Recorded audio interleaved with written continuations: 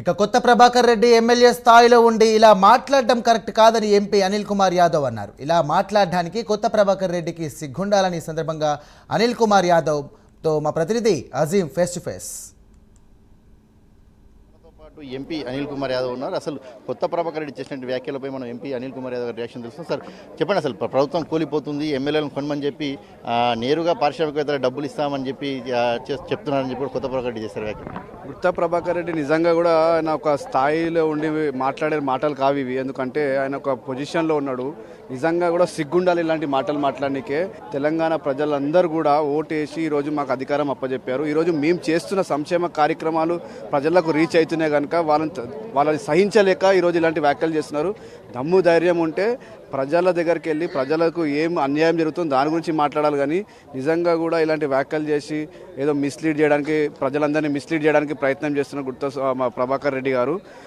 వాళ్ళు గతంలో ఇలా చేసిరు. గతంలో ఎమ్మెల్యేలను కొనుక్కోవడం కావచ్చు, లేకుంటే నాయకులను కొనుక్కోవడం కావచ్చు, అది వాళ్ళ ప్రాక్టీస్. మా ప్రాక్టీస్ ప్రజల నుంచి గెలిచి, ప్రజలను ఒప్పించి, ప్రజలను నమ్ముకొని, ప్రజలు మాకు నమ్ముకొని ఈరోజు మాకు ఓటేసి ఈరోజు గెలిపించడం జరిగింది. బిల్డర్స్లో కానీ వ్యాపారవేత్తలు కానీ వ్యతిరేకత లేదంటారు కాంగ్రెస్ పార్టీ మీద. అంటే ఏ రకంగా వ్యాఖ్యలు ఎట్లా చూస్తారు మరి? అంటే వాళ్ళు ఈరోజు జరుగుతున్న అభివృద్ధిని మిస్లీడ్ చేయడానికి ప్రయత్నం చేస్తున్నారు. ఈరోజు అనేక సంక్షేమ కార్యక్రమం జరుగుతున్నాయి. ఇంత డెవలప్మెంట్ హైదరాబాద్లో ఇంత పెద్ద ఎత్తున డెవలప్మెంట్ జరుగుతుంది.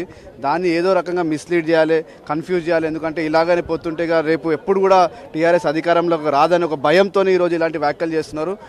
ఎలాంటి వాళ్ళు ఎవరైతే చెప్పుతున్నారో, బిల్డర్స్ వాళ్ళు వెంబడున్నారో వాళ్ళకి తెలుసు జరుగుతున్న వాస్తవాలు ఏంటిది, మేము చేస్తున్న సంక్షేమ కార్యక్రమం ఏంది, మేము చేస్తున్న డెవలప్మెంట్ ఏంది వాళ్ళందరికీ తెలుసు కనుక ఇవన్నీ పిచ్చి పిచ్చి మాటలు మాట్లాడదని కూడా ప్రభాకర్ రెడ్డిని కోరుతున్నారు. బీజేపీ కూడా ఇలాంటి వ్యాఖ్యలు చేస్తుంది కదా, కాంగ్రెస్ ప్రభుత్వం పడిపోబోతుంది, రానున్నది బీజేపీ ప్రభుత్వమే అని చెప్పి.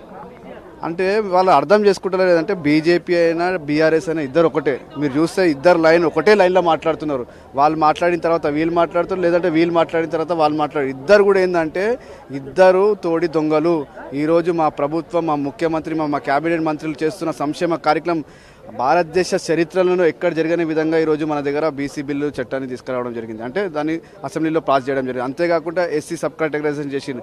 భారతదేశంలో ఎక్కడైనా చేసినా ఎక్కడ చేయలేరు. ఇవన్నీ గత 10 సంవత్సరాలు నిద్రపోతుండేలు. ప్రజలకు సంక్షేమం చేయాలి, ప్రజల గురించి ఆలోచన విధానం లేకుండే. కానీ ఈరోజు మా ప్రభుత్వం వచ్చిందే బీసీల గురించి ఆలోచిస్తున్నాం, ఎస్సీల గురించి ఆలోచిస్తున్నాం. మా ప్రభుత్వం చేస్తున్న కార్యక్రమాలను చూసి వాళ్ళు ఓరలేక ఇలాంటి మాటలు స్టేట్మెంట్ ఇస్తున్నారు. మా గవర్నమెంట్ ఇప్పుడు ఈ 5 సంవత్సరాలు కాదు, రాబోయే 5 సంవత్సరాలు కూడా మేమే ఉంటామని చెప్పి కూడా చెప్పడం జరుగుతుంది. ఒక ప్రశ్న, మోడీ మాట్లాడుతూ ఏదైతే కంచెగచ్చి భూముల విషయంలో బుల్డోజర్ని తీసుకొచ్చి ఆ అడవిని మొత్తం నరికేస్తున్నారని చెప్పి కూడా ఏదైతే వ్యాఖ్యలు చేశారు, దీని ఎలా వస్తారు? మోడీ గారు ప్రధానమంత్రి హోదాలో ఉండి ఫ్యాక్ట్స్ చెక్ చేయకుండా కూడా మాట్లాడుతున్నారంటే నిజంగా కూడా ఆయన ఏ విధంగా అంటే ఆయన ఇలాంటి వ్యాఖ్యలు చేయడం నిజంగా కూడా చాలా బాధాకరణం. ఎందుకంటే ఆయన ఒక ప్రైమ్ మినిస్టర్ హోదాలో ఫ్యాక్ట్స్ తెచ్చుకోవాలి. ఎందుకంటే ఈడ బీజేపీకి సంబంధించిన కిషన్ రెడ్డి కావచ్చు, బండి సంజయ్ కావచ్చు, వీళ్ళందరూ కూడా మిస్లీడ్ చేసిరు. ఏదైతే ఏఐ ఆర్టిఫిషియల్ ఇంటెలిజెన్స్ తెచ్చి ఆ ఫోటోగ్రాఫ్స్ పెట్టి ఏదో ఒక అడవి ఉన్నది, అడవిలో జంతువులు ఉన్నాయని ఒక మొత్తం క్రియేట్ చేసిన వాళ్ళు చేసిన క్రియేషన్ అంతా కూడా బయట ప్రజల పబ్లిక్ డొమైన్లో వచ్చింది. ఇవన్నీ ఫాల్స్ అని కూడా మళ్ళీ అదే ఫాల్స్ రిపోర్ట్ని మా నరేంద్ర మోడీ గారు కూడా చెప్పిందంటే వాళ్ళు ఏ విధంగా అంటే వాళ్ళ ఇన్ఫర్మేషన్ ఏ విధంగా ఉందో ఒకసారి మనం అందరం కూడా ఆలోచించాల్సి వస్తుంది. ప్రభుత్వం కూలిపోతుందని పదే అయితే ప్రజల్ని మిస్లీడ్ చేసేటువంటి ప్రయత్నం చేస్తున్నారు. ప్రభుత్వం మాత్రం చాలా గొప్ప సంక్షేమ పథకాలు చేస్తుంది. అటు బీసీకి సంబంధించినటువంటి చట్టం కావచ్చు, అలాగే ఎస్సీ వర్గానికి సంబంధించిన చట్టం కావచ్చు, సన్నబియ్యం వచ్చి అనేక కార్యక్రమాలు కాంగ్రెస్ ప్రభుత్వం చేస్తుంది. ఈ 5 ఏళ్ళు కాదు, రానున్నటువంటి 5 ఏళ్ళు కూడా కాంగ్రెస్ పార్టీ ఇక్కడ రాష్ట్రంలో అధికారంలో ఉంటుందని చెప్పి ఎంపీ అనిల్ కుమార్ యాదవ్ చెప్తున్నారు. కెమెరామెన్ శ్రీకృష్ణతో అజీం, ప్రైమ్ 9.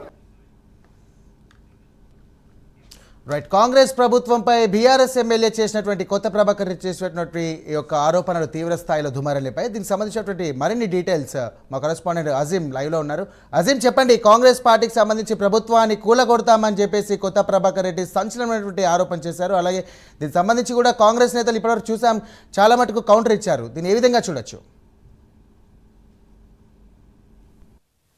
బీఆర్ఎస్ ఎమ్మెల్యే కొత్త ప్రభాకర్ రెడ్డి చేసినటువంటి వ్యాఖ్యలు ఏవైతే ఉన్నాయో అవి దుమారాన్ని రేపుతున్నాయి. కాంగ్రెస్ పార్టీకి సంబంధించిన నేతలు తీవ్ర స్థాయిలో మండిపడుతున్నారు. ప్రస్తుతం మనం శంషాబాద్ వద్ద ఉన్నటువంటి నోవాటెల్ హోటల్లోనూ ఇక్కడ సిఎల్పీ సమావేశం సీఎం రేవంత్ రెడ్డి అధ్యక్షతన జరిగింది. సో ఇక్కడికి వచ్చినటువంటి నేతలతో కూడా మనం మాట్లాడించే ప్రయత్నం కూడా చేశాము. ఏదైతే కొత్త ప్రభాకర్ రెడ్డి అటు బిల్డర్స్ కావచ్చు, అలాగే వ్యాపారవేత్తలు కావచ్చు, ఏదైతే ఇద్దరు కూడా కాంగ్రెస్ ప్రభుత్వాన్ని కూలగొట్టాలి, అవసరమైతే ఎమ్మెల్యేలు కొనడానికి తాము డబ్బులు ఇస్తామని చెప్పి ఏదైతే చేసినటువంటి వ్యాఖ్యల్ని కొత్త ప్రభాకర్ రెడ్డిని ఏదైతే మాట్లాడారో, సో ఈ వ్యాఖ్యలపై కాంగ్రెస్ పార్టీకి సంబంధించిన నేతలు తీవ్ర స్థాయిలో మండిపడుతున్నారు. గతంలో కూడా చూసుకున్నట్టయితే బీఆర్ఎస్ పార్టీకి సంబంధించినటువంటి కేసీఆర్ గతంలో అధికారంలో ఉన్నప్పుడు కూడా ఎమ్మెల్యేలకు ఉన్నటువంటి చరిత్ర వారిది ఉంది. పశువుల్లో సంతలను ఉన్నటువంటి సంతలో పశువులను ఉన్నటువంటి చరిత్ర వారిది. సో అలాంటి అవసరం మళ్ళీ వారికే ఉంది. ఈ రోజు కూడా అధికారం లేదు, అధికారం పోయి కేవలం ఏడాది పాటు అవుతుంది. ఏడాదిలోనే ఇంకా అధికార దాహం వారికి తీరనట్టుంది. ఎప్పుడు కుర్చీలో కూర్చోవడం ఒక ఆతృతతో ఇలాంటి వ్యాఖ్యలు చేస్తున్నారు. సో కాంగ్రెస్ ప్రభుత్వానికి ఎలాంటి ఇబ్బంది లేదు. ఈ 5 సంవత్సరాలు కూడా కాంగ్రెస్ పార్టీ ఉంటుంది. రానున్న 5 ఏళ్ళు కూడా కాంగ్రెస్ పార్టీ అధికారంలో ఉంటుందని కూడా చెప్తున్నారు. సో ఇదే అంశంపై ముఖ్యంగా కాంగ్రెస్ పార్టీ చేసినటువంటి ఏడాది 15 నెలల కాలంలో చేసినటువంటి అభివృద్ధి కార్యక్రమాలు, ప్రవేశపెట్టిన సంక్షేమ పథకాలు ఏవైతే ఉన్నాయో అన్ని అంశాలు కూడా ఏదైతే సిఎల్పి సమావేశంలో ఈరోజు రేవంత్ రెడ్డి ప్రజాప్రతినిధులు అందరూ కూడా దిశానిర్దేశం చేయనున్నారు. ఏ రకంగా ఇంకా ప్రజల్లోకి తీసుకెళ్లాలి, కాంగ్రెస్ ప్రభుత్వం చేసినటువంటి సంక్షేమ పథకాలు, అభివృద్ధి కార్యక్రమాలు, అలాగే ఇచ్చినటువంటి నిధులకు సంబంధించిన అంశాలు, అన్ని అంశాలను కూడా ప్రజల్లోకి క్షేత్రస్థాయిలో తీసుకోవాల్సిన అవసరం ఉంది. అలాగే ఇటీవలే ప్రవేశపెట్టిన సన్నబియ్యం పథకం కావచ్చు, భూభారతి పోర్టల్కి సంబంధించినటువంటి అంశం కావచ్చు, ఇలాంటి అనేక అంశాలను ప్రజల్లోకి తీసుకెళ్లాలి. ప్రభుత్వం చేసినటువంటి అన్ని అభివృద్ధి కార్యక్రమాలపై దృష్టి సారించాల్సిన అవసరం ఉందని చెప్పి కూడా కాంగ్రెస్ పార్టీకి సంబంధించిన నేతలు చెప్తున్నారు. సో బీఆర్ఎస్ పార్టీకి సంబంధించిన ఎమ్మెల్యే చేసినటువంటి వ్యాఖ్యలు అవి తన వ్యాఖ్యలుగా చూడకూడదు. తను ఒక కేసీఆర్కి సంబంధించిన ఆత్మ అయినటువంటి వ్యాఖ్యలుగా మనం చూడాల్సి ఉంటుంది. ఎందుకంటే గతంలో బీఆర్ఎస్ నుంచి ఎంపీగా గెలిచినటువంటి కేసీఆర్ ఆ ఎంపీ స్థానాన్ని కూడా కొత్త ప్రభాకర్ రెడ్డికే ఇచ్చారు ఉప ఎన్నికలు వచ్చినప్పుడు. అలాగే ప్రస్తుతం ఆ గజ్వెల్ ఉన్న ఇన్ఛార్జి కూడా అటు కొత్త ప్రభాకర్ రెడ్డికే ఇచ్చారు. సో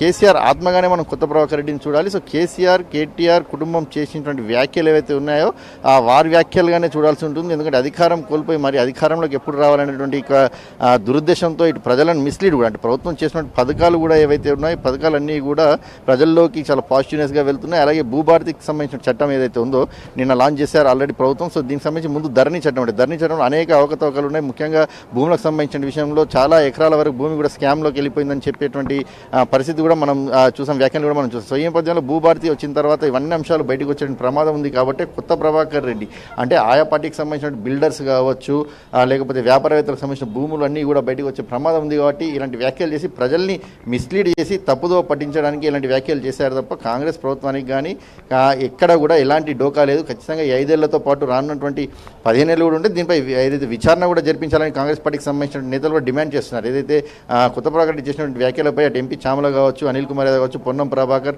పొంగులేటి శ్రీనివాసరెడ్డి మాట్లాడుతూ కూడా ఖచ్చితంగా దీనిపై ఒక విచారణ జరిపిస్తాం, కొత్త ప్రభాకర్ రెడ్డి చేసిన వ్యాఖ్యలపై విచారణ జరిపించి అసలు ఏం జరుగుతుంది, అసలు ఏ కుట్ర పన్నుతున్నారు బీఆర్ఎస్ పార్టీకి సంబంధించిన వారిని కూడా వారు వ్యాఖ్యలు చేస్తారు. అలాగే బీజేపీ పార్టీపై కూడా అంటే గతంలో నుంచి చూసినట్టయితే కాంగ్రెస్ పార్టీ అధికారం వచ్చినప్పటి నుంచి కూడా అటు బీఆర్ఎస్, బీజేపీ 2 పార్టీలు కూడా ప్రభుత్వం కూలిపోతుంది, ఎమ్మెల్యేలు మాకు టచ్లో ఉన్నారని చెప్పి వ్యాఖ్యలు చేస్తున్న నేపథ్యంలో ఈరోజు ఆ వ్యాఖ్యలకు మరింత కూడా ప్రాధాన్యత సంచయం సిఎల్పీ మీటింగ్ ఉండడంతో ఇటు ఎమ్మెల్యేలు, ఎంపీలు, ఎమ్మెల్సీలు అందరూ కూడా ఒక్కొక్కరు ఇప్పటికీ ఆల్రెడీ సమావేశానికి కూడా చేరుకున్నారు.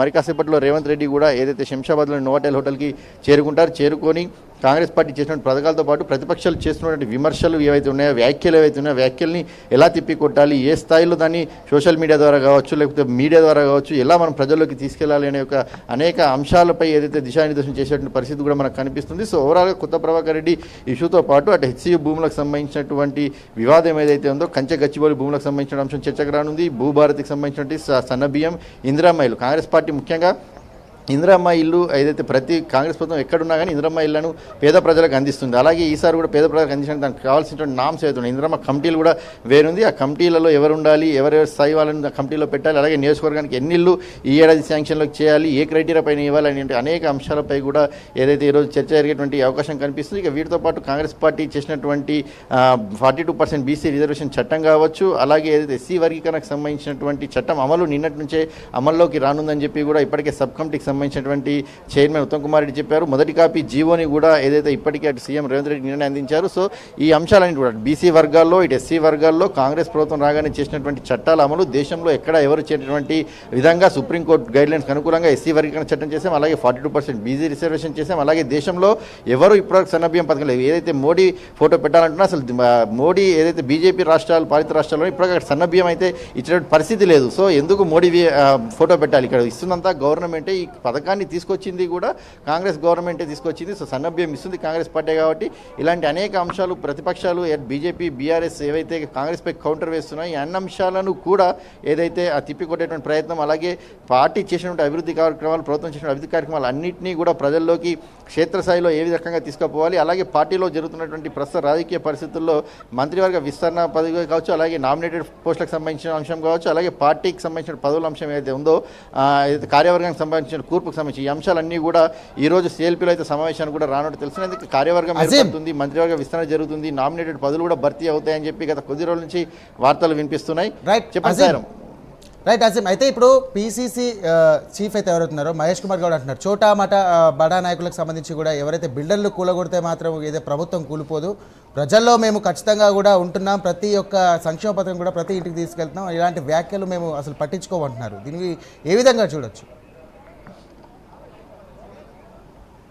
ఖచ్చితంగా ఏదైతే గతంలో బీఆర్ఎస్ పార్టీలో ఉన్నటువంటి బిల్డర్స్ ఎవరైతే ఉన్నారో వారికి సంబంధించినటువంటి ధర్నీలో అవకతవకలు చేసి అయితే భూములు తీసుకున్నటువంటి ఆరోపణలు వారు ఉన్నాయి. దీనికి సంబంధించి విచారణ కూడా అంతా చేస్తాం. గత ప్రభుత్వంలో ఉన్న వారు చేసినటువంటి భూ దందా కావచ్చు, అక్రమాలు కావచ్చు, అక్రమంగా బిల్డర్స్ కట్టినటువంటి ల్యాండ్స్ కావచ్చు, అన్నిటి అంశం పైన కూడా విచారణ జరుగుతుంది. సో ఈ నేపథ్యంలో మరిన్ని అంశాలు బయటకు వచ్చే అవకాశం ఉంది కాబట్టి అటు బీఆర్ఎస్ పార్టీకి సంబంధించిన నాయకుల గుండెల్లో గుబులు కలిగింది. ఈ నేపథ్యంలోనే వారు ప్రభుత్వం కూలిపోతుందని వ్యాఖ్యలు చేస్తారు. సో బీఆర్ఎస్ నేతలు చేసినటువంటి మాత్రాన ప్రభుత్వం కూలిపోయే పరిస్థితి లేదు. చోటా మోటా బిల్డర్స్ ఎవరో మాట్లాడినంత మాత్రం ప్రభుత్వానికి ఎలాంటి ఇబ్బంది లేదు. వ్యాపారవేత్తలు అలాగే బిల్డర్స్ అందరూ కూడా కాంగ్రెస్ ప్రభుత్వంలో చాలా హ్యాపీగా ఉన్నారు, చాలా హ్యాపీగా కొనసాగుతున్నారు. కేవలం ఇవి ప్రజల్ని మిస్లీడ్ చేయడానికి, వారికి సంబంధించినటువంటి బీఆర్ఎస్ పార్టీకి సంబంధించిన నాయకుల భూములను కాపాడుకోవడానికి మాత్రమే ఇలాంటి వ్యాఖ్యలు చేశారని చెప్పి కూడా అటు పీసీసీ చీఫ్ మహేష్ కుమార్ గౌడ్ మాట్లాడుతున్నారు. సో దీనికి సంబంధించినటువంటి అంశంపై ఎలాంటి ఆందోళన చెందాల్సిన అవసరం లేదు, అసలు ఇలాంటి వారి వ్యాఖ్యల్ని పట్టించుకోవాల్సినటువంటి అవసరం కూడా లేదు. కాంగ్రెస్ ప్రభుత్వం